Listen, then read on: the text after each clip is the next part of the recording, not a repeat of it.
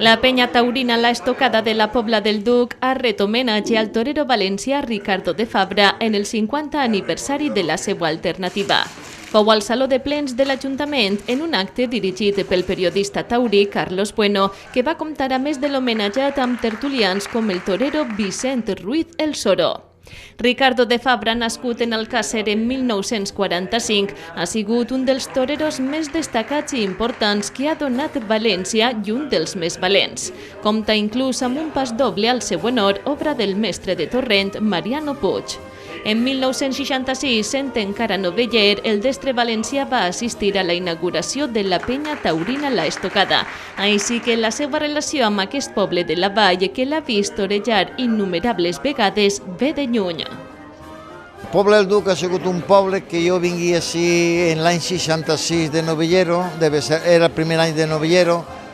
m'agarraren com un mes del poble, en una il·lusió, la Peña de la Estocada, con una il·lusió molt gran com a novillero que era jo entonces, y entonces estic molt agraït a la Pobla del Duc, desde luego, tota la vida. La Peña de la Estocada sempre ha sigut fan meua, fan d'estar en mi, fan d'ajudar-me en el que fora, i en una il·lusió sempre on anava venien a veure'm, que era molt important. Aprofitant que som nous en la penya, portem mig any a la càrrec, un dels actes que podíem aprofitar per fer és, seguint el 50 aniversari de Ricardo de Fabra, que ell és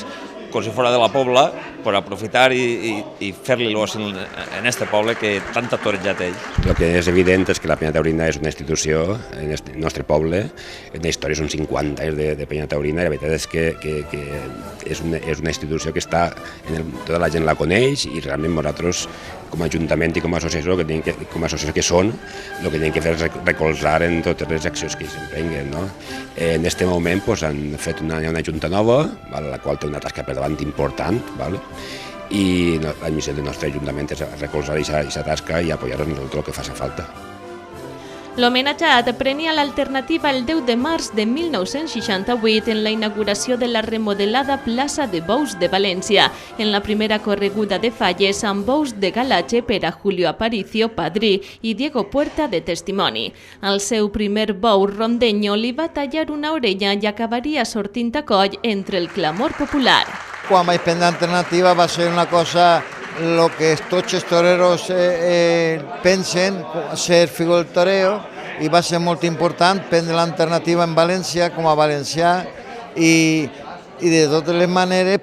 tot aquell que vol ser torero, la il·lusió d'ell és prendre l'alternativa, i jo la prengui en la meva terra, que era València. D'aquella època, les grans corregudes que vostè recorda? Jo recordo corregudes molt bones en València i en Madrid i en Sevilla, però precisament en València jo torejava corregudes en tot el fill del toreo, torejava en Camino, en el Cordobès, en Puerta, en el Viti. Era molt important en aquella època per València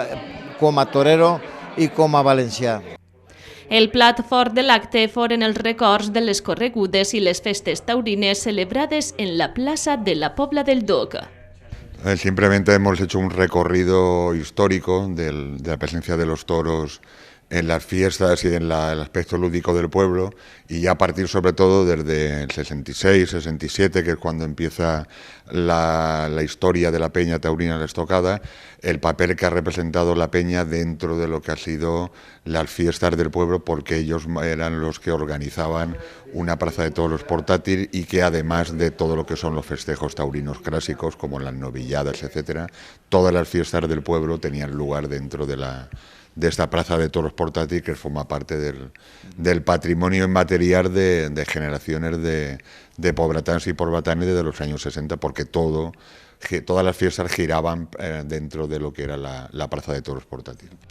Una plaça que ha vist bones faenes, a més de Ricardo de Fabra, dels germans Esplà o José Mari Manzanares, i unes festes de gran esplendor que portava el millor de l'espectacle nacional. Los años 70 hasta el 78, 79, que son el esplendor de la agricultura de la Pobla, pues vinieron lo que era el albarieter típica de los pueblos de la época, ¿no? Pero aquí vinieron pues personas o personajes del mundo del espectáculo pues, que forman parte de la historia del espectáculo español, como Sara Montiel, como Manolo Escobar, como Karina, etcétera, etcétera, que congregaban no solamente pues los vecinos y las vecinas de la Pobla, sino de gran parte de la Vall d'Albaida y del resto de comarcas circundantes. Aquesta penya de 53 anys d'història compta en l'actualitat amb una 60 de socis i moltes són les activitats que organitzen anualment. El més segur és que l'any que ve tornen a portar plaça al poble. La tauromàquia no està tampoc al nivell que estava antes. No arribarem mai a ser el que ha sigut aquesta penya, però per almenys mantindre-la, fer el que puguem i si puguem fer un festival els farem. Vam fer el cartell de presentació de l'aniversari de la plaça de Bocairent, vam fer un acte de marca de reses d'ahir de la ganaderia Benavent, Ara ha homenatjat a Ricardo de Fabra, que s'acomiadava dels cossos en 1983 en la correguda de la Verge dels Desemparats, el 15 de maig. Va compartir cartell amb ell el Soro, present en la Pobla del Duc, i Emilio Muñoz, encarregat de tallar-li la coleta.